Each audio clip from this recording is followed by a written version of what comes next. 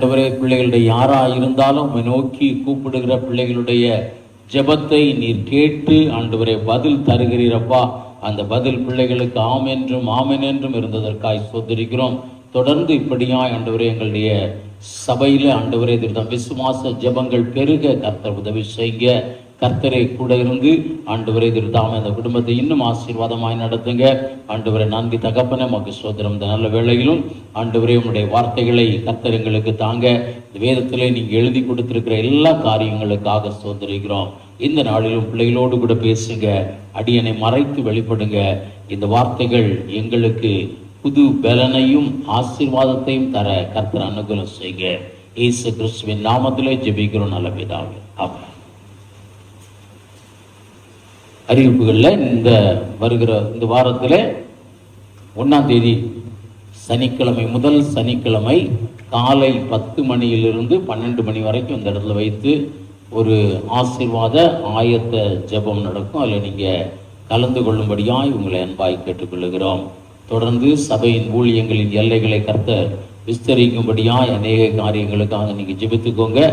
இன்று சாயந்தரம் 7 மணியிலிருந்து 8 மணி வரைக்கும் பசுமலையில் இருக்கிற சகோதரர் அருண்குமார் ஜேம்ஸ் அவருடைய வீட்டில் வைத்து வீட்டு கூட்டம் நடைபெறும். இதில் நீங்கள் கலந்து கொள்ளும்படியாய் உங்களை அன்பாய் கேட்டுக்கொள்கிறேன்.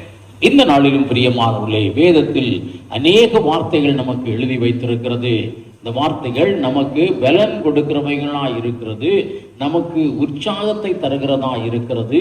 தேவன் என்மேல் வைத்த திட்டம் என்பதை அறிகிற ஒரு காரியமாகவும் இருக்கிறது. இந்த நாளிலே அப்படியாய் தேவன் உங்களோடு கூட பேசும்படியாய் கொடுத்த ஒரு வார்த்தை, நம்ம அதிகமாய் அறிந்த ஒரு வார்த்தை. சங்கீதங்களின் புஸ்தகம் 34ஆம் அதிகாரம் 5ஆம் வசனம். அவர்கள் அவரை நோக்கி பார்த்து பிரகாசம் அடைந்தார்கள். இங்கே சொல்லுகிறது, அவர்கள் ஆண்டவரை நோக்கி பார்த்து பிரகாசம் அடைந்தார்கள். பிரகாசம் என்பதற்கு பல வார்த்தைகள் சொல்லலாம். மகிழ்ச்சின்னு சொல்லலாம், ஆசீர்வாதம்னு சொல்லலாம், அல்லது நம்ம ஒரு மிகுந்த ஒரு சந்தோஷத்தில் இருக்கிறோம், பிரகாசமா இருக்கிறோம். இன்று பலருடைய முகத்தை பார்த்தோன்னே சொல்லுவாங்க, இன்னைக்கு என்ன ரொம்ப பிரகாசமா இருக்கிற அப்படின்னு சொல்லுவாங்க. காரணம், ஒரு சந்தோஷம் இருந்தா முகத்துல என்ன இருக்கும்? பிரகாசம் இருக்கும். ஒரு துக்கம் இருந்தால் உங்க முகம் எப்படி இருக்கும்? வாடியா இருக்கும். ஆண்டவர் சொல்லுகிறார், இங்கே அந்த சங்கீதக்காரர் அதை சொல்லுகிறார், ஆண்டவரை நோக்கி பார்த்த ஒவ்வொருவரையும் தேவன் என்ன செய்கிறவனாய் இருக்கிறார்? பிரகாசம் அடைய செய்கிறவனாய் இருக்கிறார். யோவான் எழுதின சுவிசேஷம் 1ஆம் அதிகாரத்திலும் பார்த்தோம் என்றால் அது தேவனுடைய சித்தமாய் இருக்கிறது. நம்ம இந்த உலகத்திலே பிரகாசம் அடைகிறது என்னவாய் இருக்கிறதுனா தேவனுடைய சித்தமாய் இருக்கிறது. இயேசு கிறிஸ்து அதற்காகத்தான் என்ன செய்தார்? உலகத்திலே வந்தார். அதில் சொல்லி இருக்கிறது, உலகத்திலே வந்து எந்த மனிதனையும் பிரகாசிப்பிக்கிற ஒளியே அந்த மெய்யான ஒளி என்று. மனிதனை பிரகாசம் அடைய செய்யும்படியாதான் ஆண்டவர் இங்கே என்ன செய்கிறார்? இந்த உலகத்திலே வந்தார். இந்த பிரகாசம் அப்படிங்கிறதற்கு பல பொருட்களை நம்ம பார்க்கணும்னு சொல்லுகிறோம். இங்கே ஆண்டவர் மனிதனை ஒரு பிரகாசம் உள்ளவனாய் மாற்றும்படியாய் வந்தார். ஒரு வெள்ளை வஸ்திரம் தரித்தோம்னா எப்படி இருக்குன்னு சொல்றோம்? எப்படி இருக்குன்னு சொல்றோம்? பிரகாசம், அதாவது ஒரு பளிச்சன் இருக்குன்னு சொல்லுகிறோம். அதே நேரத்தில் ஒரு கருப்பு வஸ்திரம் தரிச்சிருந்தா என்ன இப்படி இருட்டா இருக்கு அப்படின்னு சொல்லுகிறோம். அவ பார்த்தோம்னா இந்த உலகத்தில் சொல்லப்பட்டிருக்க காரியம், ஒரு வெளிச்சம், ஒரு பரிசுத்தமாய் ஒரு மனிதன் இருந்தால் அவன் எப்படியா இருக்கிறான்? பிரகாசம் உள்ளவனாய் இருக்கிறான். இன்னும் பார்த்தோம் என்றால் பாவத்தால் பீடிக்கப்பட்டிருந்தா அவன் எப்படி இருக்கிறான்? இருளாய் இருக்கிறான். அவன் பிரகாசம் அடைய இந்த உலகத்திலே வந்த எந்த மனிதனையும் பிரகாசம் அடைய செய்கிற ஆண்டவர் தான் மெய்யான ஒளியாய் இருக்கிறார். அதனால பார்க்கிறோம், நானும் நீங்களும் பிரகாசம் அடையணும் அப்படிங்கிறது தான் எப்படியா இருக்கிறது? தேவனுடைய சித்தமாய் இருக்கிறது. தேவனுடைய சித்தம் அதுதாங்க. அதே மாதிரி பார்க்கிறோம், ஒரு பிரகாசம், நீங்க நல்லவராக தான் இருக்கலாம், நீங்க பரிசுத்தம் உள்ளவர்களாக இருக்கலாம், நீங்க நல்ல தாளந்து உள்ளவர்களாக இருக்கலாம். ஆனால் ஒரு மறைவிடத்தில் இருந்தோம்னா பிரகாசம் என்ன செய்ய முடியாது? அடைய முடியாது. ஒரு மலையின் மேல் இருக்கிற பட்டணமா யார் தான் மாற்ற முடியும்? ஆண்டவர் மாற்ற முடியும். இந்த தாவீது ராஜா எதற்காக இந்த வார்த்தை எழுதினார்னா, எங்கோ ஒரு காட்டிலே யாரும் அறியாத ஒரு இடத்திலே அவர் இருந்த ஆடுகளை என்ன செய்திருக்கிறார், மேய்த்து கொண்டிருக்கிறார். ஒருவேளை அங்க இருக்கிற கிராமத்தில் இருக்கிறவங்களுக்கு தெரியும், மற்றவங்களுக்கு இந்த தாவீதை குறித்து என்ன செய்யாது, தெரியாது. ஆனாலும் அவரை ஆண்டவர் என்ன செய்தார், பிரகாசம் அடைய செய்தார். அந்த ஒரு தனியா இருந்த அவருக்கு, மறைவாய் இருந்த அவரை ஆண்டவர் வெளிக்கொண்டு வந்து பலருக்கு முன்பாக என்ன செய்தார், உயர்த்தினார். அப்பொழுது அதனாலதான் அவர் எழுதுகிறார், அவரை நோக்கி நான் பார்த்தேன், நான் பிரகாசம் அடைந்தேன். அல்லேலூயா. பார்க்கிறோம், இது தேவனுடைய ஒரு விருப்பமாய் இருக்கிறது, இது தேவனுடைய திட்டமாய் இருக்கிறது. இது தேவனுடைய திட்டம். பிரியமானவர்களே, நானும் நீங்களும் அல்லது நம்ம இந்த சபையாய் பிரகாசம் அடையணுங்கிறது தான் என்னது, தேவனுடைய ஒரு சித்தமாய் இருக்கிறது. அதற்கு தான் அவர் உலகத்திலே வந்தார் என்று வேதம் சொல்லுகிறது. அப்ப அவரை நோக்கி பார்த்தவர்களை என்ன செய்கிறார், அவர் தான் என்ன செய்கிறார், தாவீதை பிரகாசம் அடைய செய்தார். தாவீதா அவருக்காக என்ன செய்ய முடியல. அவர் நினைச்சா ஒருவேளை 10 ஆடு வச்சிருந்தோம், 100 ஆடு வேணா வச்சிருக்கலாம், 100 ஆடு வச்சிருக்கலாம். ஒருவேளை இன்னைக்கு இந்த சபை ஒரு 100 பேர் வைத்திருக்கிறோம், 200 பேர் வரலாம், 500 பேர் வரலாம், 1000 பேர் கூட வரலாம். ஆனால் இந்த சபை பிரகாசம் அடையணும்னா அது யார் தான் செய்ய முடியும், தேவன் தான் செய்ய முடியும். அல்லேலூயா, அல்லேலூயா. நம்முடைய முயற்சிகள் நம்மை ஆசீர்வாதம் உள்ளவர்களாய் மாற்றலாம், ஐஸ்வர்யம் உள்ளவர்களாய் மாற்றலாம். ஆனால் நம்ம பிரகாசம் அடையணும்னா அது யாரால தான் முடியும், ஆண்டவரால தான் முடியும். அவர் அதற்காகத்தான் இந்த உலகத்தில் வந்தார். It's God's. முதல்ல பார்க்கிறோம், இது ஆண்டவருடைய சித்தம், ஆண்டவருடைய திட்டம். இதுதான் பிரியமானவர்களே. என்னை குறித்து ஆண்டவருடைய திட்டம் என்ன, நீ பிரகாசம் அடையணும், அதுதான் தேவ திட்டம். பிரகாசம் அடையணும், தேவ திட்டம், அதான் சொல்ற. 2வது காரியத்தை பார்க்கிறோம், இந்த ஏசாயா தீர்க்கதரிசி புஸ்தகம் 60ஆம் அதிகாரம் 1ஆம் வசனத்திலே அந்த வசனம் எப்படியா சொல்லுகிறது, எழும்பி பிரகாசி. ஆண்டவர் என்ன செய்கிறார், ஒரு ஆர்டர் போடுகிறார், எழும்பி பிரகாசி. இது தேவனுடைய ஒரு கட்டளை மாத்திரம் அல்ல பிரியமானவர்களே. அதுல பின்னால சொல்லுறார், எழும்பி பிரகாசி, உன் ஒளி வந்தது அப்படின்னு சொல்லப்படுது. அப்படிதான் வாசிங்க. அப்போ உன் ஒளி வந்தது. ஆண்டவர் சொல்லுகிறார், நான் உன்னை பிரகாசம் அடைய செய்தேன். ஒளி உன்னிடத்திலே வந்திருக்கிறது, ஒரு ரட்சிப்பு உன்னிடத்துல வந்திருக்கிறது. ரட்சிக்கப்பட்ட ஒவ்வொரு மனிதனுடைய கடமையும் என்னதான், பிரகாசம் அடையணும், பிரகாசம் அடையணும். நம்ம ரட்சிக்கப்பட்டுட்டோம்னாவே நம்ம பிரகாசம் அடையணும் என்றால் சொல்லுகிறார், நீங்கள் உலகத்திற்கு எப்படியா இருக்கீங்க, வெளிச்சமா இருக்கிறீங்க, நீங்க பிரகாசம் அடையணும். அதனால இந்த எழுந்திருப்பா பிரகாசி சொல்லுகிறார். ரட்சிக்கப்பட்டவர்கள் என்ன செய்யணும், பிரகாசிக்கணும். ரட்சிக்கப்பட்டவர்கள் பிரகாசிக்கணும். தாவீதை என்ன செய்தார், அபிஷேகம் பண்ணினார் சாமுவேல். அடுத்த கொஞ்ச நேரத்துக்குள்ள பார்க்கிறோம், தாவீது பிரகாசம் அடைந்தார். அல்லேலூயா. ஒரு அபிஷேகம் அவர் பிரகாசத்தை அவருக்குள்ள என்ன செய்கிறது, கொண்டு வருகிறது. ஒரு ரட்சிப்பு அவருக்குள்ள என்ன செய்கிறது, பிரகாசத்தை கொண்டு வருகிறது. பார்க்கிறோம், ஆண்டவர் சும்மா பிரகாசி அப்படின்னு சொல்லிட்டு சும்மா இருக்கல. அவர் சொல்லுகிறார், உன் ஒளியை உன்னிடத்தில் அனுப்பி இருக்கிறேன், ஒளியை அனுப்பியிருக்கு. ஒளியாகிய அந்த சுவிசேஷம் உனக்குள்ளே வந்திருக்கிறது, அந்த ரட்சிக்கப்படுகிற ஒரு அனுபவம் உனக்குள்ளே வந்திருக்கிறது. உன்னை பிரகாசம் அடைய செய்யக்கூடிய பரிசுத்த ஆவியின் அபிஷேகம் உனக்குள்ளே வந்திருக்கிறது. நீ என்ன செய்யணும், எழும்பி பிரகாசிக்கணும். எழும்பி என்ன செய்யணும், பிரகாசிக்கணும். பாருங்க, நல்ல ஆரோக்கியமா இருக்கிறோம், எல்லாரும் நல்ல ஆரோக்கியமா இருக்கிறோம். எந்திரிச்சு நடங்க அப்படின்னா எப்படி நினைப்பீங்க, எல்லாரும் எந்திரிக்க அப்படின்னா நீங்க எல்லாரும் எந்திரிக்கிறதுக்கு எவ்வளவு நேரம் ஆகும், ஒரு நிமிஷம் பையன் இருந்து எழுந்திரிச்சு நடக்கிறது. திடீர்னு இந்த இடத்துல ஒரு பாம்பு வந்துருச்சு அப்படி சத்தம் போட்டா அப்படி ஒரு நிமிஷம் கழிச்சு எழுந்திருப்பீங்களா, அடுத்த நிமிஷம் அந்த இடமே காலி ஆகும். அதான் சொல்றார், பிரகாசி, குயிக். நான் உனக்கு ரட்சிப்பை கொடுத்துட்டேன், உனக்கு நான் அபிஷேகத்தை கொடுத்துருக்கிறேன். பிரகாசிக்க வேண்டியது எப்படியா இருக்கிறது, உன்னுடைய கடமையா இருக்கிறது. பிரகாசம் அடைய செய்கிறது உன்னுடைய எப்படியா இருக்கிறது, கடமையா இருக்கிறது. பிரியமானவர்களே, அதற்கான நம்முடைய முயற்சிகள் தேவை, முயற்சிகள் தேவை. அதான் சொல்கிறது. இன்னும் நீங்க பார்த்தோம்னா அதுதான் தேவன் நம்மிடத்திலே விரும்புகிற ஒரு காரியம். மத்தேயு எழுதின சுவிசேஷம் 5ஆம் அதிகாரம் 14ஆம் வசனத்தை வாசிக்கவும். 16வது வசனத்தை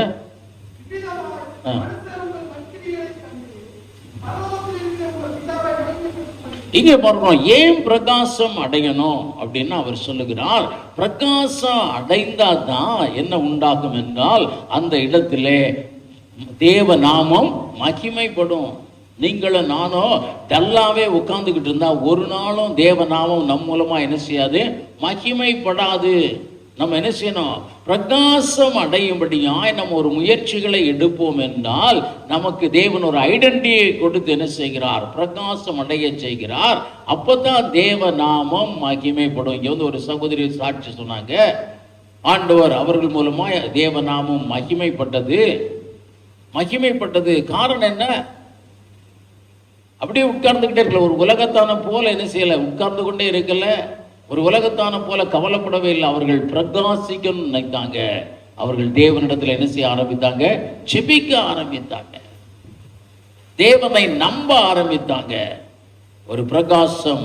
இன்னைக்கு பாருங்க, 10 பேருக்கு முன்னால் அவங்க எப்படியா நிற்கிறாங்க, ஒரு சாட்சியா இருக்கிறாங்க. நம்ம பிரகாசம் அடைந்தாதான் என்ன செய்ய முடியும்னா, தேவ நாமத்தை மகிமைப்படுத்த முடியும். பிரகாசம் அடைஞ்சாதான் தேவ நாமத்தை மகிமைப்படுத்த முடியும்.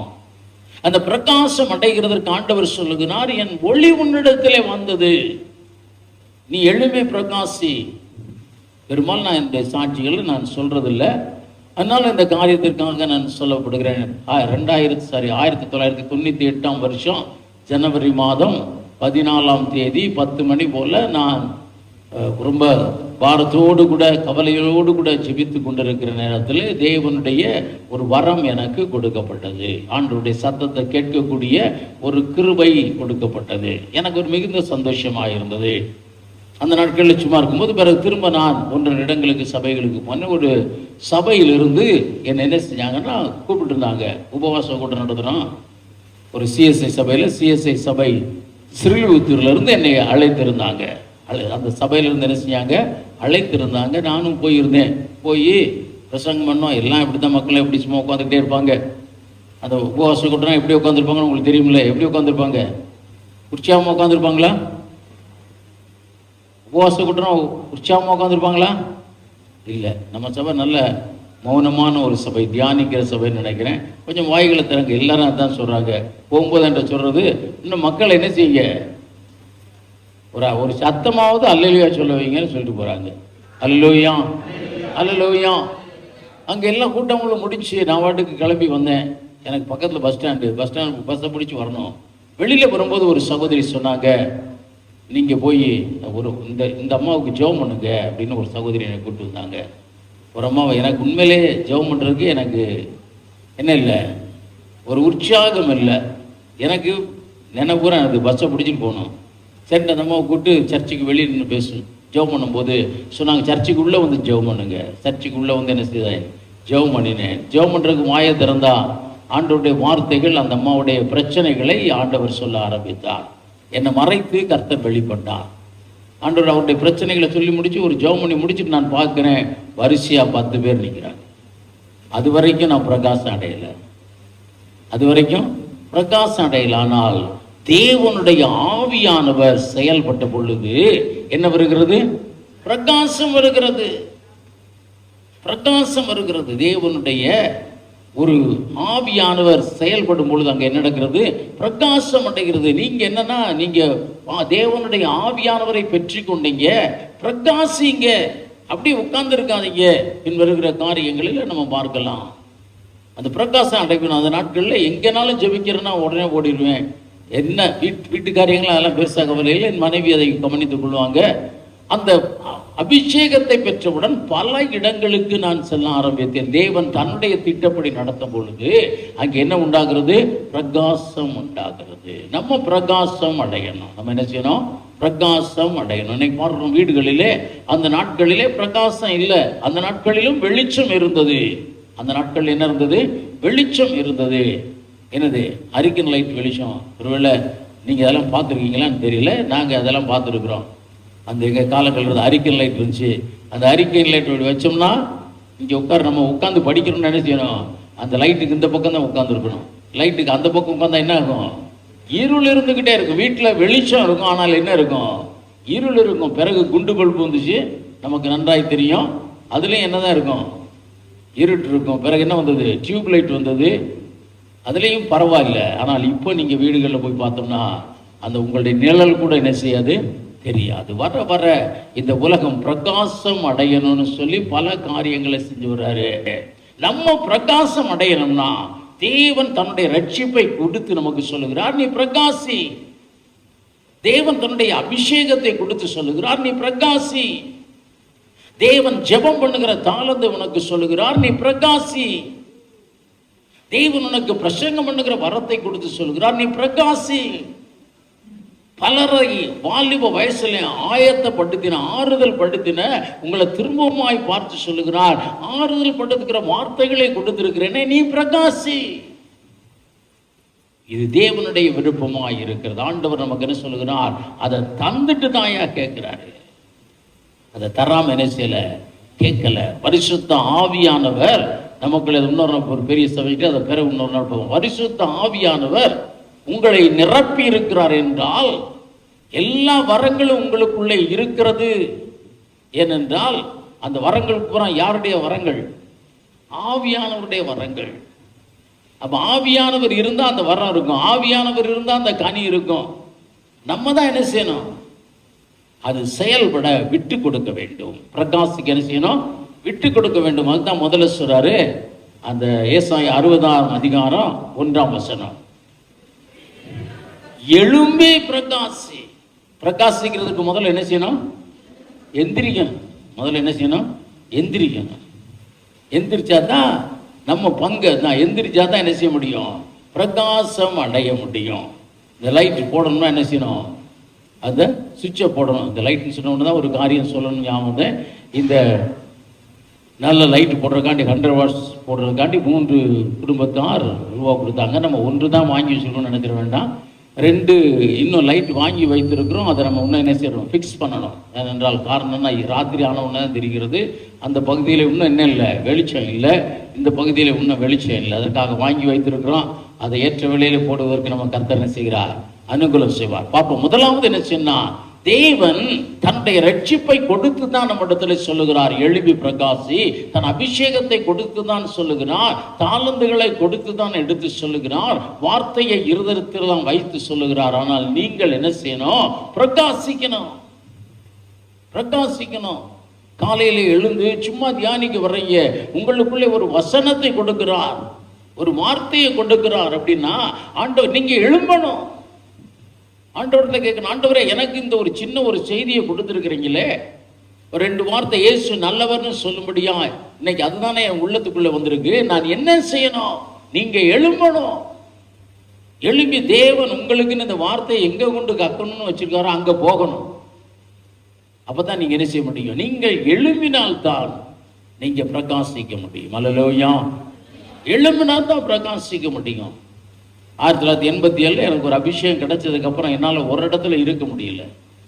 எந்நேரம் அங்கங்கும் போகணும், ஏதாவது ஒரு வார்த்தையை சொல்லணும், எங்கேயாவது போய் பிரசங்கம் பண்ணணும். ஒன்றும் பிரசங்கமே தெரியாட்டியும் இயேசு நல்லவர்னாவது சொல்லணும். எழும்புனா தான் பிரகாசம் அடைய முடியும். பிரியமானவர்களே, எழும்ப வேண்டும். எழும்புவதற்கு இன்னொரு இடத்துல நம்ம பார்க்கலாம், இந்த நாளிலே பார்க்கலாம். இதுதான் நம்ம ஆண்டவருடைய பிள்ளைகள் அப்படிங்கிறதனுடைய ஐடென்டிட்டி. 2 கொரிந்தியர் புத்தகம் 3ஆம் அதிகாரம் 7ஆம் வசனம்.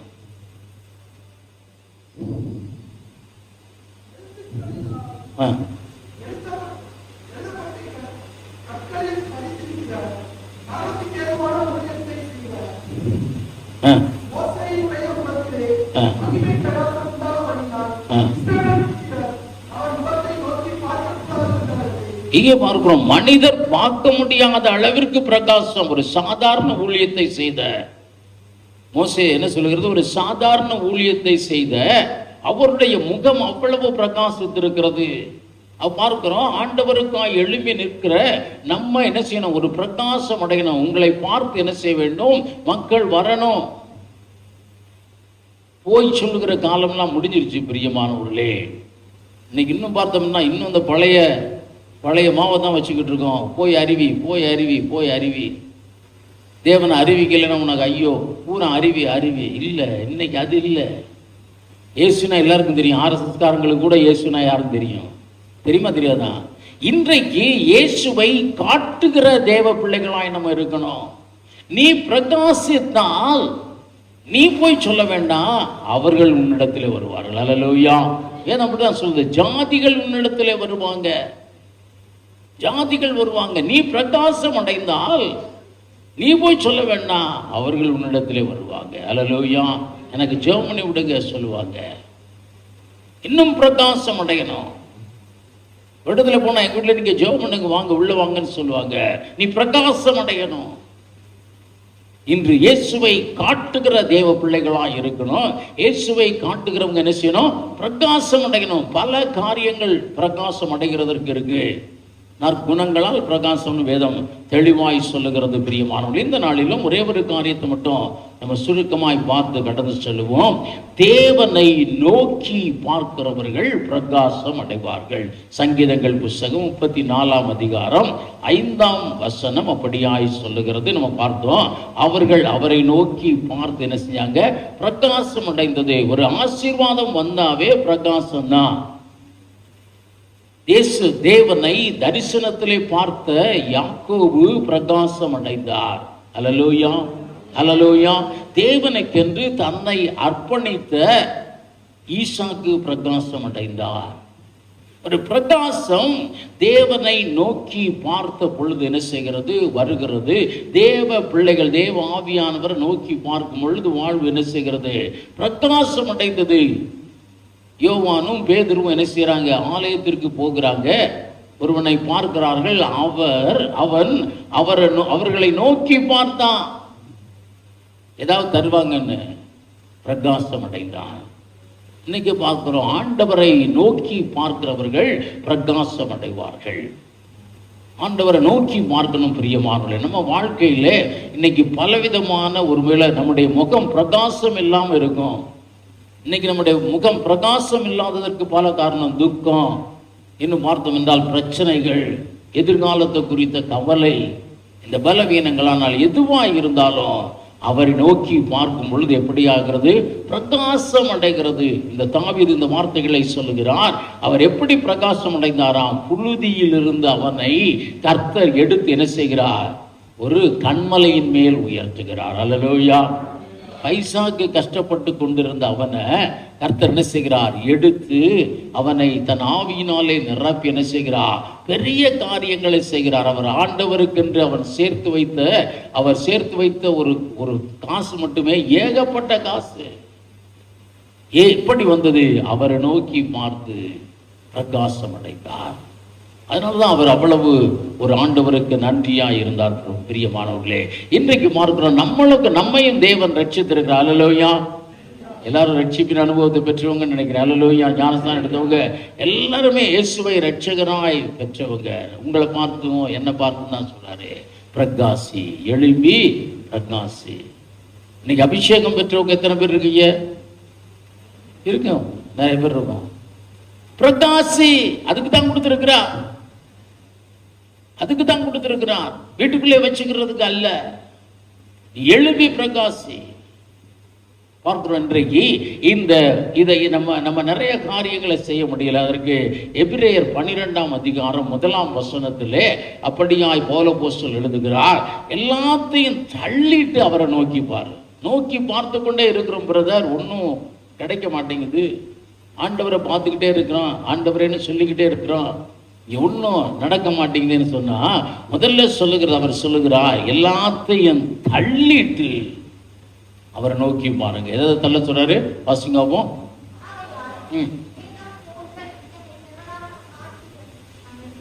நம்மை சூழ்ந்து கொண்டிருக்க பாரமான யாவற்றையும், நம்மை நெருக்கி நிற்கிற பாவங்களையும் தள்ளிவிட்டு, இங்க பார்க்கிறோம் தேவனை நோக்கி பார்க்கிறோம்.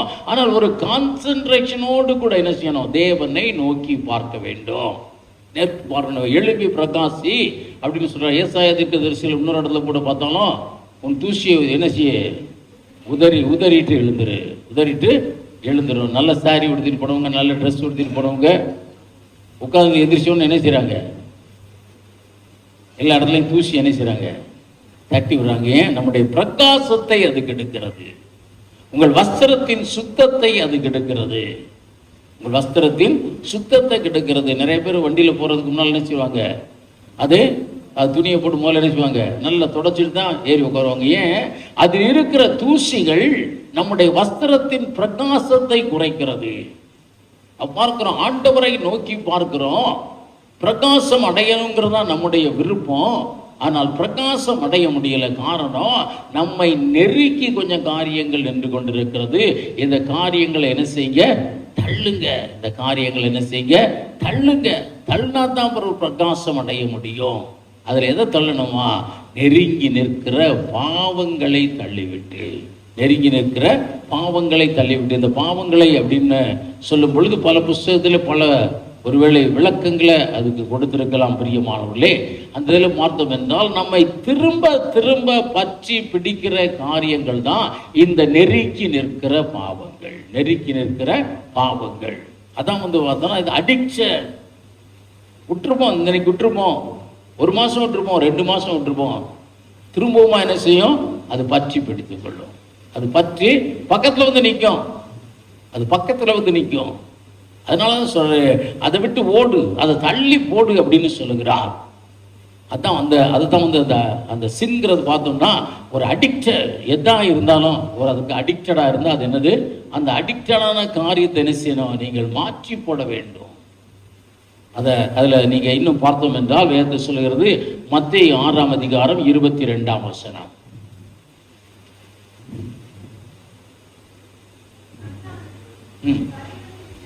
கண்ணானது சரீரத்தின் விளக்காய் இருக்கிறது.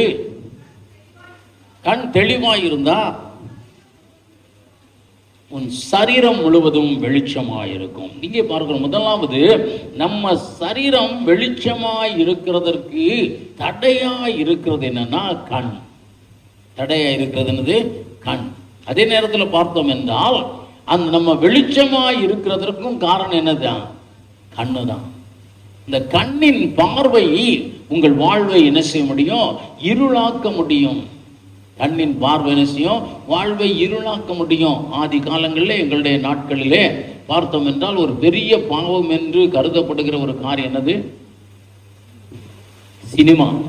யாரோ கரெக்டாக சொன்னாங்க, அந்த நாட்களில் அதான் பெரிய பாவம். பார்த்தோம் என்றால் ஜெபங்கள் பூரா அப்படிதான், ஆண்டவரை தேட்டர் பூரா அடைக்கப்படணும், தேட்டர் பூரா அடைக்கப்படணும்.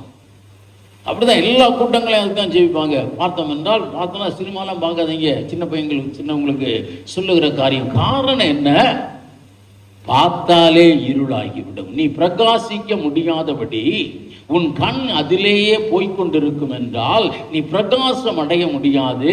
உன் கண் தான் உனக்கு எப்படியா இருக்கிறது, கண் இருளாயிருந்தா இருள் தான். மாயையான காரியங்களை பார்த்தோம் என்றால் அந்த இருளான காரியங்களை தேட்டரில் போய், இப்போ ஆண்டவருக்கு ஸ்தோத்திரம், இப்போ உள்ள ஜெனரேஷன்லாம் ஜாஸ்தி தேட்டருக்கு வரல. இப்போ தேட்டர்லாம் எங்கே வந்துருச்சு, வீட்டுக்குள்ளே வந்துருச்சு, பைக்குள்ளே வந்துருச்சு. அன்னைக்கு எல்லாரும் உபவாசம் இருந்து ஜெயிச்சாங்க, ஆண்டவரே தேட்டர்லாம் மாற்றுங்க, தேட்டர்லாம் மாற்றுன்னு சொல்லி 7000 மணியில் ஒரு தேட்டரை முதலாக க்ளோஸ் பண்ணி அதை ஒரு இதாக மாற்றினாங்கன்னா கன்வென்ஷன் நடக்கிற இடமா மாற்றினாங்க. அல்லேலூயா. மோகன் சிலாசர் அதில் நிறைய கன்வென்ஷன்ஸ் நடத்தினார். அதில் ஒரு பெரிய வெற்றி தேவனுடைய பிள்ளைகளுக்கு உண்டாயிற்று. ஆனால் அது எப்படி மாறி போச்சு, நடு வீட்டில் வந்து உட்காந்துச்சு, அப்புறம் டிவியாக வந்து உட்காந்துச்சு. இப்போ எங்கே வந்து உட்காந்துருக்கு, உன்னோடு கூட உடன் பெரிவாத ஒரு தோழனை போல உட்காந்துருக்கு. அல்லேலூயா. இன்னைக்கு உயிரை கூட விட்டுருவாங்க மக்கள், எதை விட முடியல, செல்ல விட்டுட்டு வர முடியல, அவ்வளோதான். உடனே அது உடஞ்சா உடனே வேற ஒன்று வாங்கிடணும். அது இல்லாமல் நம்மளால் என்ன செய்ய முடியாது, ஜீவிக்க முடியாது. அது நல்ல காரியங்கள் இருக்குது. ஆனால் நம்முடைய கண்கள் தீமையான காரியங்களை பார்த்தால் நம்முடைய வாழ்விலே நம்ம பிரகாசிக்க முடியாது. வேதம் சொல்லுகிறது, உன் கண் இருளாயிருந்தா உன் முழுவதுமா இருளாயிரும். இருளான காரியங்களை பார்த்தாவே போதும், கண் பார்க்கிறது பிரியமானவர்களே. ஆனால் காரணமானால் அவர்கள் அதை அறியாமல் இருக்கிறாங்க. நாங்கள் அதை அறிந்திருந்தோம், அதற்குள்ளே சிக்கி கொண்டிருந்தோம். அதனால அதிலிருந்து வெளிவரும் பொழுது எங்களுக்கு எவ்வளவு சந்தோஷம் இருந்தது. அதிலிருந்து வெளியே வந்த பிறகுதான் எங்களுடைய வாழ்க்கை பிரகாசிக்கவே ஆரம்பித்தது பிரியமானவர்களே. அதனால்தான் தைரியமாய் சொல்லுகிறோம், உங்கள் பார்வை தேவன் விரும்பாத காரியங்களின் மேல் என்ன செய்யக்கூடாது, போகக்கூடாது. போனா நீங்க பிரகாசம் அடைய முடியாது. நீங்க 10 கோடியில் ஒரு ஆளா தான் இருப்பீங்க. ஆனால் நீங்கள் ஒரு தலையாய் ஆக வேண்டும் என்பது தேவ திட்டம். அப்படி ஆகணும்னா உங்கள் கண்களுடைய பார்வை எப்படியா இருக்கணும், தேவன் விரும்பின பொருள் மேல இருக்கணும். அப்ப தேவன் விரும்பாத பொருளை உங்க பார்வையை விட்டே தள்ளிருங்க. உங்க பார்வையை விட்டு என்ன செய்யணும், தள்ளிடணும். பக்கத்துல இருந்தா கூட அடிக்கடி பார்ப்பீங்க. எங்க தள்ளிடணும், தூர தள்ளிவிட வேண்டும். அப்படின்னா உங்களோட வாழ்வு என்ன செய்ய முடியும், பிரகாசம் அடைய முடியும். இன்னைக்கு ஆண்டவர் இந்த வார்த்தைகளை யாருக்கு சொல்லுகிறார், சாதாரணமான ஆட்களுக்கு அல்ல. ரட்சிக்கப்பட்டு ஆண்டவர் தான் எனக்கு வேண்டும் என்று வாழ்வை அர்ப்பணித்து இன்னும் பார்த்தோம் என்றால் அபிஷேகத்தை வரங்களோடு கூட பெற்றவர்களை குறித்து தான் சொல்லுகிறார். அவங்க தான் இந்த உலகத்திலே பிரகாசிக்கணும்னு விரும்புகிறார். ஆண்டவருக்காக பிரகாசம் அப்படி செய்யணும்னா நம்முடைய கண்கள் தெளிவாய் இருக்க வேண்டும். பிரியமானவர்களே, நம்முடைய கண்கள் தெளிவாய் இருக்க வேண்டும். என்ன எனக்கு புரியல சில காலங்கள். அது சில நேரங்களில் ஹாஸ்பிட்டலில் போய் வெளியில் உட்காந்துருப்போம், எல்லாரும் வந்து உட்காந்துருப்பாங்க. நான் பார்த்த 100க்கு 95 பேர் ஆஸ்பத்திரியில் டாக்டர் பார்க்கறக்காண்டி இவனும் வியாதியோடு கூட இருக்கிறான்.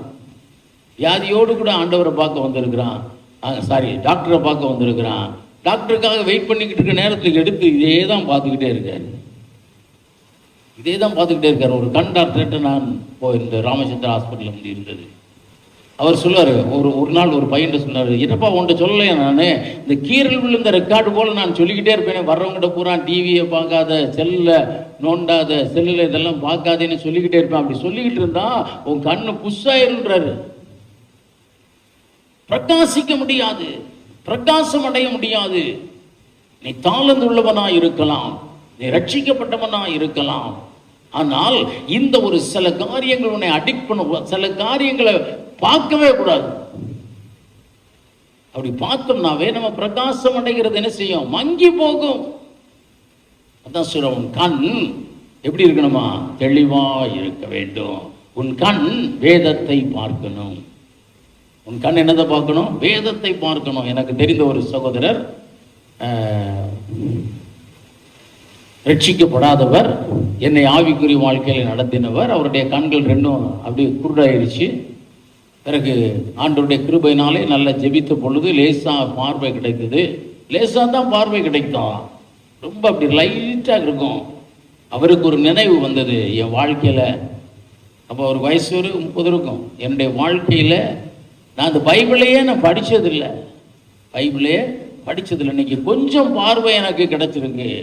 நான் எப்படியாவது இந்த பைபிளை நான் ஒரு 4 வசனத்தையாவது படிக்கணும்னு என்ன செய்யாராம், எடுத்து அதை திருப்பி வைத்து ரொம்ப கஷ்டப்பட்டு பார்த்து அந்த 4 வசனங்களை அவர் படித்தார். 5வது வசனம் படிக்கிறதற்கு உள்ளாக முழு பார்வையும் அவருக்கு வந்தது. அல்லேலூயா. இதை பார்த்தாவே போதுங்க, உங்க கண் தெளிவாயிரும். அல்லேலூயா. இதை பார்த்தாவே நீங்க பிரகாசிக்க ஆரம்பிப்பீங்க. அதான் சொல்லுகிற, உன் கண் தேவன் விரும்புகிற காரியத்தை பார்க்கணும். தேவன் விரும்புகிற காரியம் அதையா வேதம். இன்னும் வேற என்ன விரும்புறாரு, நம்ம இன்னும் செய்யாத காரியம் அவரை பார்க்கணும் சொல்றாரு. அவர்கள் அவரை நோக்கி பார்த்து, இதெல்லாம் நம்ம நார்மலா செஞ்சுக்கிட்டு இருக்கோம். வேதத்தை வாசிக்கிறீங்க, வேதத்தை பார்க்குறீங்க, ஆலய காரியங்களை பார்க்குறீங்க, ஆனால் இன்னும் அவரை பார்க்கல. அதனாலதான் நம்முடைய வாழ்க்கையில ஒரு பெர்மனண்டான நிச்சயம் இல்லை, ஒரு காரியம் இல்லை. அவரை பார்த்துட்டீங்கன்னா நீங்கள் பிரகாசம் அடைவீர்கள். அல்லேலூயா, அல்லேலூயா. எதிலிருந்து நிற்க முடியும்? அப்போஸ்தலர்கள் அவரை பார்த்தாங்க. பவுல் அப்போஸ்தலர் அவரை பார்த்தார், அவரை தரிசித்தார். அவர் வாழ்க்கை முழுவதுமாய் தேவனுக்கென்று பிரகாசித்தார். இன்னைக்கு வாழ்க்கையில பல காரியங்கள் ஜெபிக்கிறீங்க, ஆனால் இன்னும் அவரை பார்க்கிற அளவிற்கு உங்களுக்கு என்ன வரல, ஆவிக்குரிய கண்கள் திறக்கப்படல. ஆவிக்குரிய கண்கள் திறக்கப்படல. ஒரு பெரிய தீர்க்கதரிசின்னு சொல்லப்பட்டவர் யார் வேதத்துல?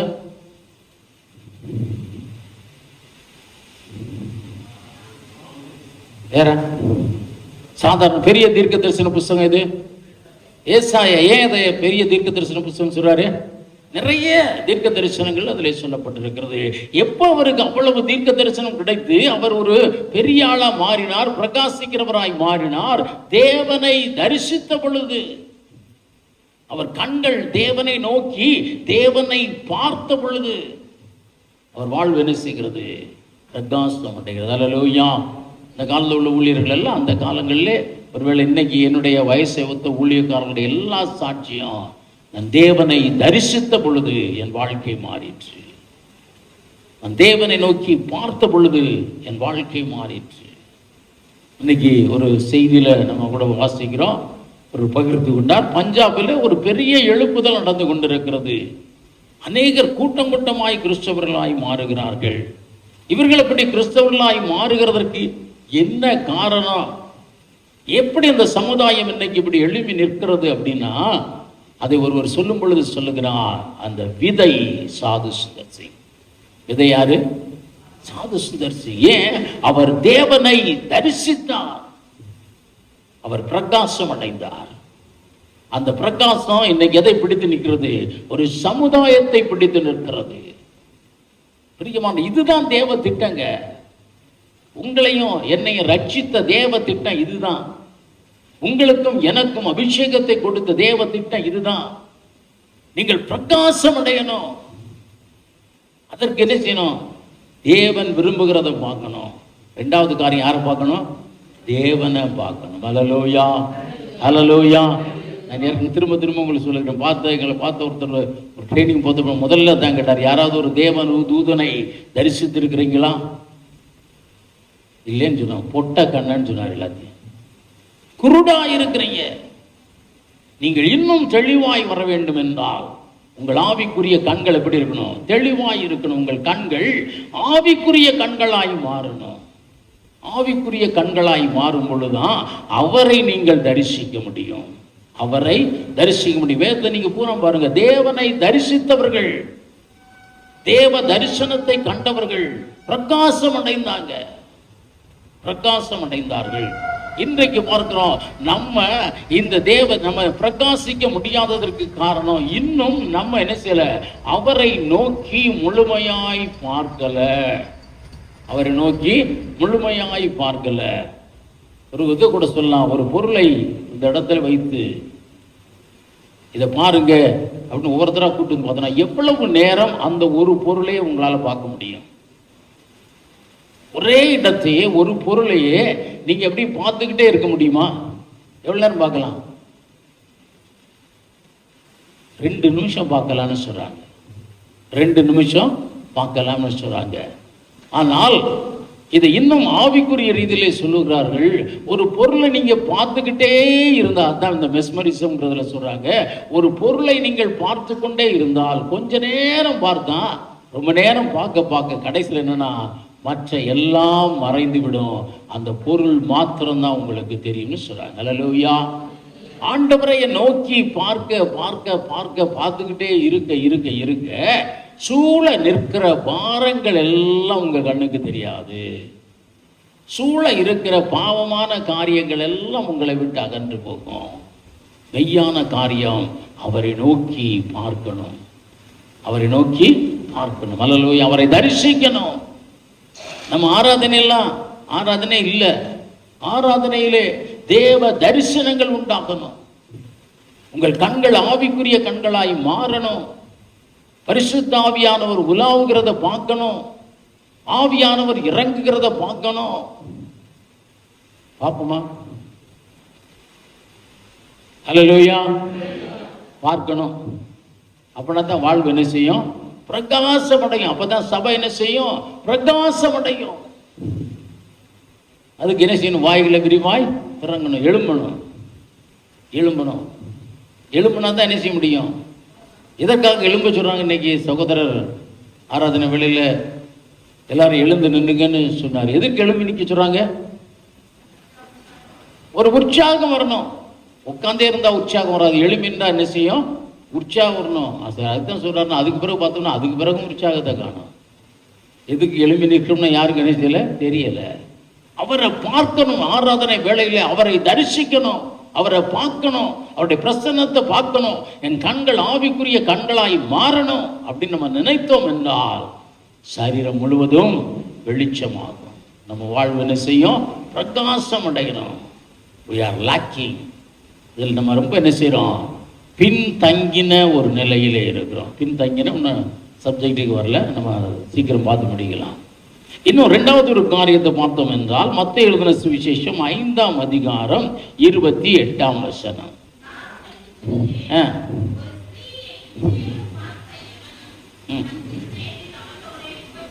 இங்கே பார்க்கிறோம், பாவத்தை முதல்ல பார்த்தோம்னா பிரகாசிக்க முடியாது. அடுத்து பார்க்கிறோம், நினைச்சாவே பிரகாசிக்க முடியாது. நம்முடைய நினைவுகள் முழுவதுமா எதா இருக்கணும்? நினைவுகள் முழுவதுமா யாரா இருக்கணும்? தேவனா இருக்கணும். empty your thoughts and fill your thoughts with God's words, God's presence and God. அப்பதான் பிரகாசிக்க முடியும். நம்முடைய இந்த மைண்டில் இருக்க, ஆண்டவர் சொல்கிற இருதயத்திலிருந்து என்ன வருகிறதா? மோசமான எண்ணங்கள் வருகிறது. மனிதனுடைய நினைவுகள் நித்தம் எப்படி ஆயிருக்கிறது? பொல்லாப்பா இருக்கிறது. இங்கிருந்து போறோம், சபையில ஆராதிக்கிறோம், வெளியே ஒண்ணு என்ன அவன் ஒரு மாதிரி இன்னைக்கு என்னை பார்த்துட்டு போறான், நேற்று வரைக்கும் நல்லா தானே இருந்தான், அவனுக்கு கொஞ்சம் என்னது, கொஞ்சம் அவனுக்கு பெருமை கூடி போச்சு, பணம் கூடி போச்சு.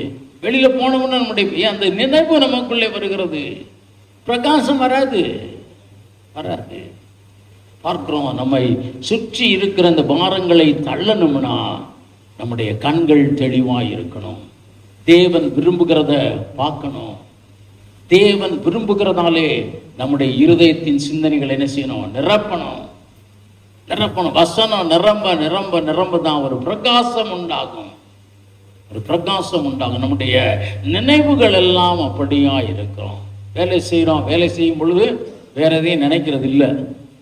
வேலை செய்யாம வீட்டில் இருக்கும்போது இப்போ யாருமே, நான் சொல்கிறேன், வேற எதையுமே நினைக்கிறது இல்லை. ஏன்னா சும்மா இருக்க நேரம் பூரா எதுதான் கையில் வச்சுருக்குறோம், எதுதான் பார்த்துக்கிட்டு இருக்கிறோம். அதனால் வேறு நினைப்பு வரல, வேறு நினைவுகள் இல்லை. தேவனை குறித்த நினைவுகள் வர வர பிரகாசம் நம்முடைய வாழ்விலே உண்டாகும். இதை பார்க்குறோம். இந்த பாவங்களை தள்ளணும்னா இதுதாங்க வழி. நம்முடைய கண்கள் பிரகாசமாகணும், நம்முடைய எண்ணங்கள் பிரகாசமாகணும். அப்படின்னா தான் அதை செய்ய முடியும். ரெண்டாவது ஒரு காரியத்தை குறித்து பார்க்கிறோம். சுற்றி நெருக்கி நிற்கிற பாரங்களை தள்ளிவிட்டு என்ன செய்யணும்? ஒரு பாரம், பேர்டன். எதை தள்ளிடணுமா? ஒரு பேர்டன். காரணம், நீங்கள் ஒரு காரியத்தை தூக்கிட்டே ரொம்ப நேரம் என்ன செய்ய முடியாது, நிற்க முடியாது. இன்னைக்கு மனிதனுக்கு இதெல்லாம் வெயிட் ஆகுதான்.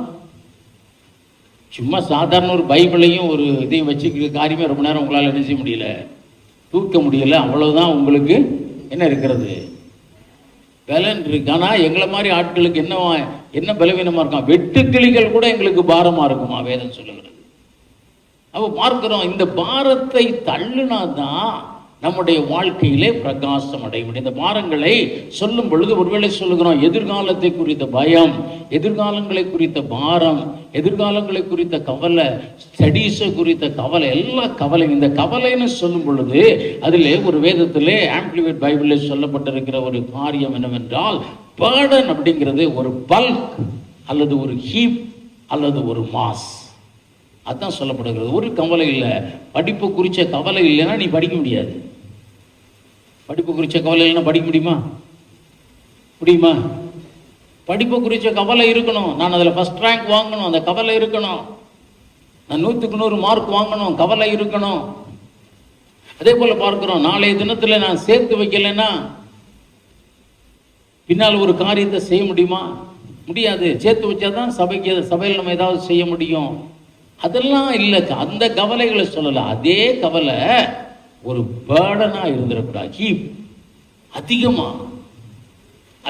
படிப்பு முங்கி அதை தவிர வேறு என்னமே இருக்கக்கூடாது நம்ம சொல்றோம். ஆனால் நீ அப்புறம் பிரகாசிக்க முடியாது. இன்னும் பார்க்கிறோம், அதான் இந்த பேர்டன் அப்படிங்கிறது அதில் சொல்லப்பட்டிருக்கிற காரியம். இன்னொரு பேர்டன் என்ன சொல்லப்பட்டிருக்கிறதுனா, இதே மாதிரி பார்க்கிறோம், ஒரு வேலையை குறித்த ஒரு காரியம். வேலை sincere in work, it's good.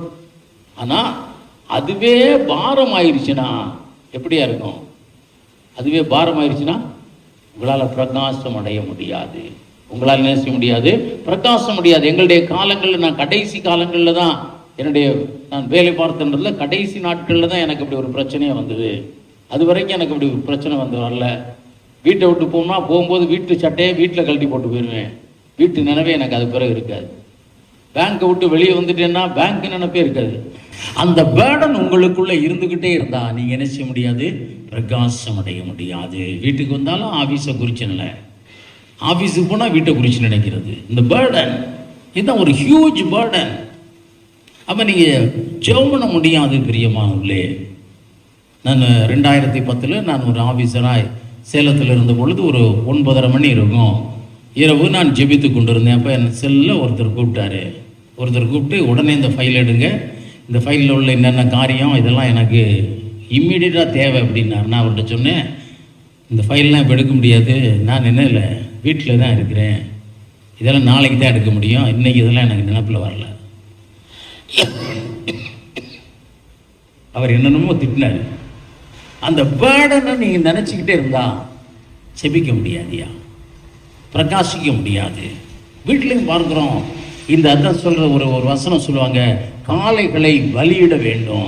ரெண்டாவது ஒரு காரியத்தை சுருக்கமாக பார்த்து முடிப்போம், நேரமாயிருச்சு நினைக்கிறேன். இந்த பாரங்களை நம்மை விட்டு தள்ளிவிட வேண்டும். கவலைங்கிறது என்ன? அதிகமான கவலை. அந்த நாட்களில் சொல்லுவாங்க, ஒரு வண்டி இருக்குன்னா அந்த வண்டியில் எவ்வளவு பாரம் ஏற்றுனா அந்த வண்டி தாங்குமோ அந்த அளவுக்கு தான் என்ன செய்யணும்? பாரம் ஏற்றணும். அதுக்கு மேலே லோடு ஏற்றக்கூடாது. வீட்டை குறித்த கவலை, பிள்ளைகளை குறித்த கவலை ஓர் அளவுக்கு இருக்க வேண்டும். நீங்கள் ஜெபிக்கிற அளவிற்கு இருக்க வேண்டும். அது தேவை. ஆனால் அதுவே உங்களுடைய வாழ்க்கையாய் மாறும் பொழுது என்னவாய் மாறுகிறது என்றால், உங்கள் வாழ்விலே நீங்கள் பிரகாசம் அடைய முடியாதபடி மாறுகிறது. அல்லேலூயா. ஏன்னா நான் ஏற்கனவே சொன்னேன், நீங்கள் கடினமாய் உழைத்தால் நீங்கள் என்ன செய்யலாம்?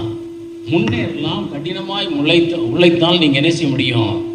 நீங்கள் மேலே வருவதற்கு வாய்ப்புகள் இருக்கு. ஆனால் உங்களை பிரகாசம் அடைய செய்யணும்னா யார் தான் செய்யணும்?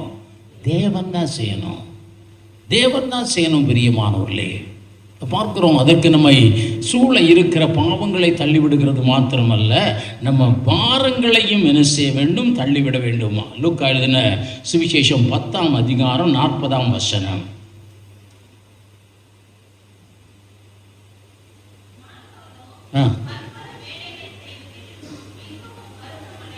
மிகவும் வருத்தம் அடைந்து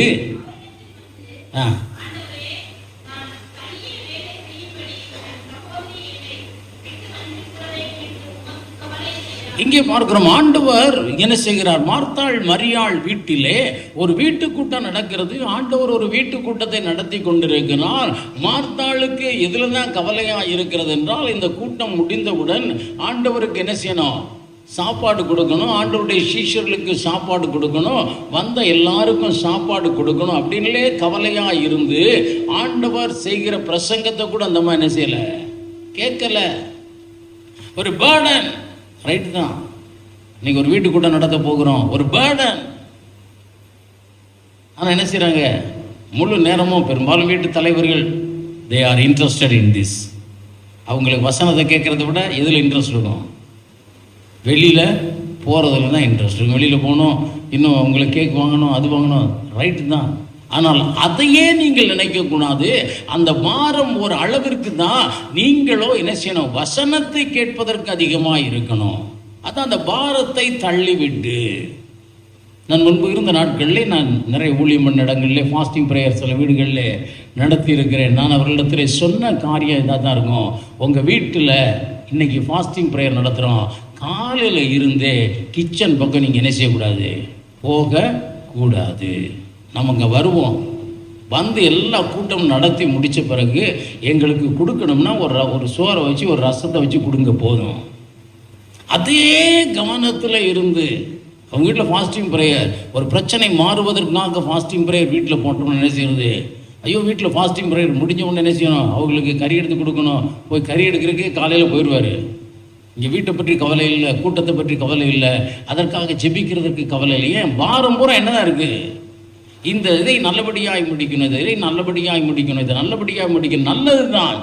ஆனால் அதுவே ஒரு பாரமாய் மாறும் பொழுது, எதற்காக நீங்கள் உங்கள் வீட்டில் ஒரு வீட்டுக்குள்ளே வைக்கிறீங்களோ அந்த ஆசீர்வாதத்தை நீங்கள் என்ன செய்ய முடியலை, அடைய முடியலை.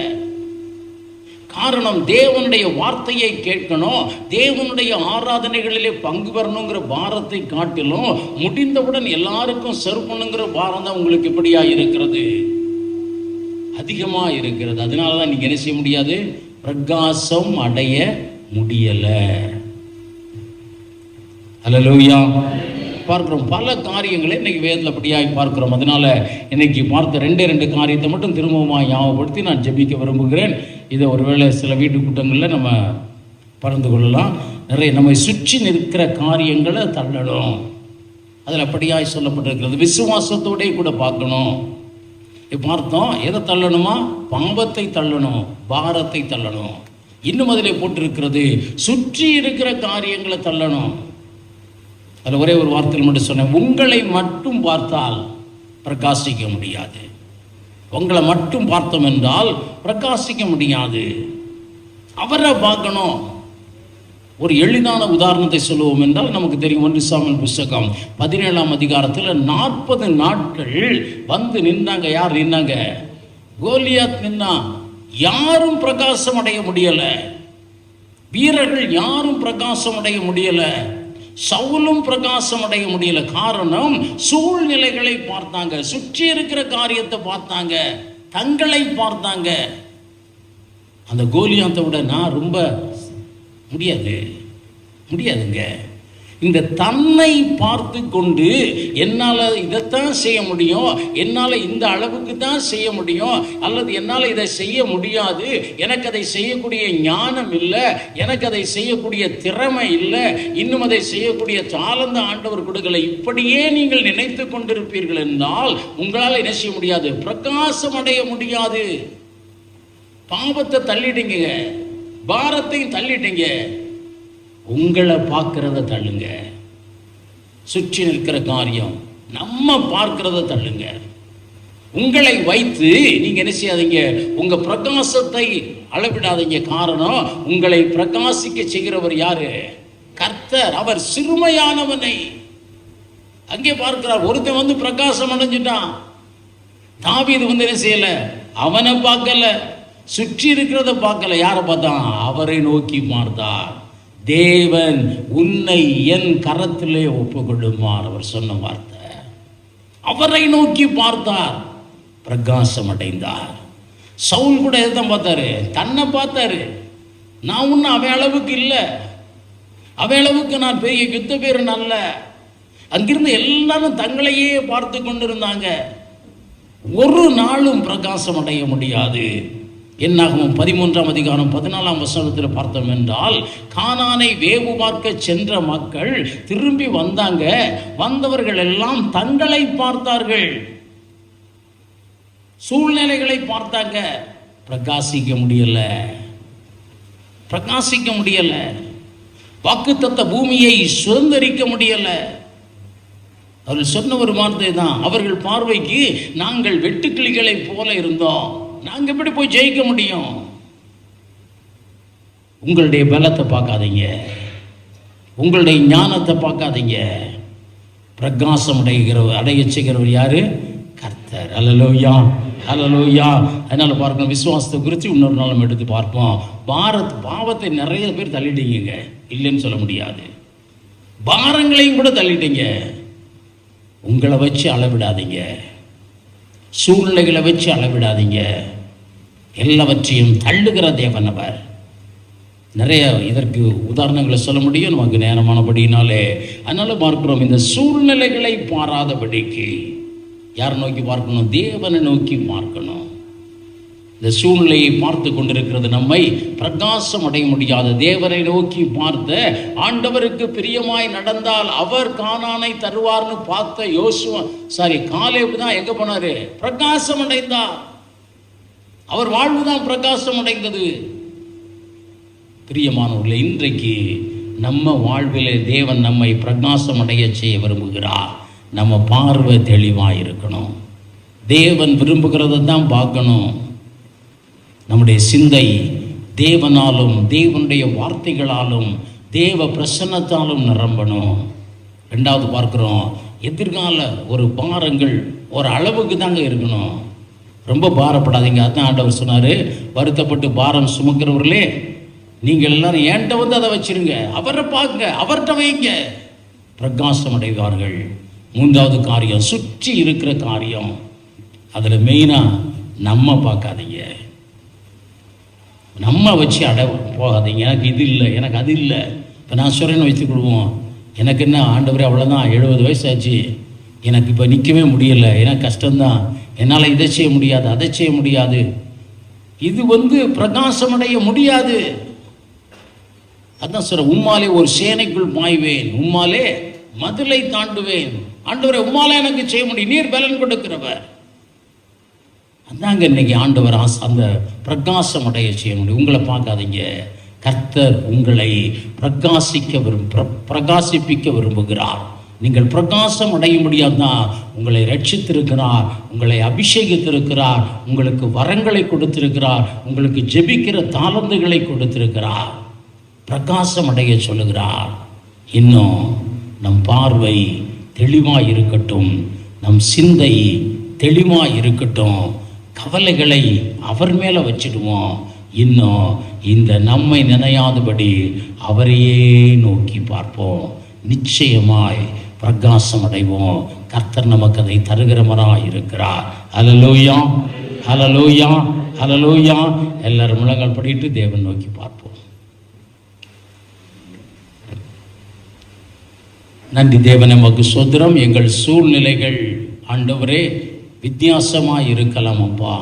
எங்கள் சூழ்நிலைகள் ஆண்டவரை நாங்கள் முன்னேற முடியாதபடி இருக்கலாம் அப்பா. ஆனால் இந்த சூழ்நிலைகளை நாங்கள் பாராதபடிக்கு சூழ்நிலைகளை மாற்றுகிற உம்மை நோக்கி பார்க்க உதவி செய்ய. நீங்கள் கொடுத்த ரட்சிப்பிற்காக நன்றி, நீங்கள் கொடுத்த அபிஷேகத்திற்காக நன்றி, நீங்கள் கொடுத்த கிருபைகளுக்காக நன்றி. எங்களை பிரகாசிக்க சொல்லுகிறீரப்பா.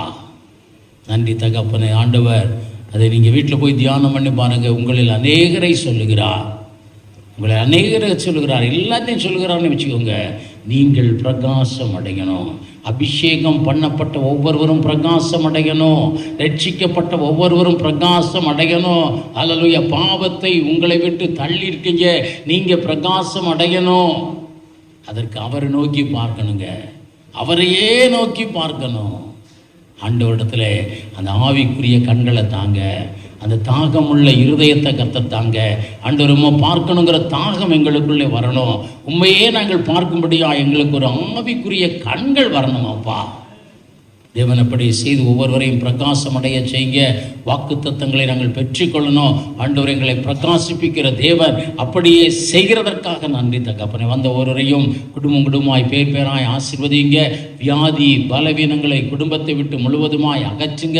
தனி நபரை விட்டு அகற்றுங்க. ஆண்டவரை பலவீனத்தில் பலனாய் கூட இருங்க. எல்லா காரியங்களையும் இந்த வாரம் செய்யும்படியான ஒரு பலனை கர்த்தர் தாங்க.